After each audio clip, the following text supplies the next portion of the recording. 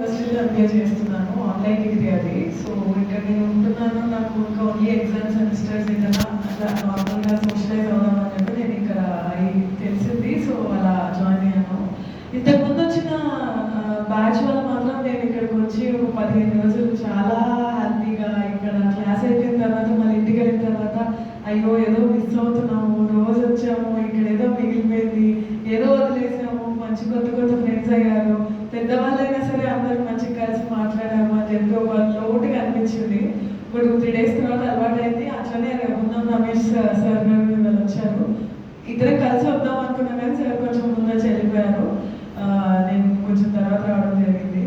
ఇక్కడ చూస్తున్నాను అందరూ రియల్ ఎస్టేట్లో ఇట్లా పొలిటీషియన్స్ వాళ్ళు వీళ్ళు వచ్చినట్టున్నారు. నాకు తెలిసి కోసం నేను లేట్గా వచ్చాను కాబట్టి కొంచెమే వీళ్ళ స్పీచ్ మాత్రం విన్నాను నేను.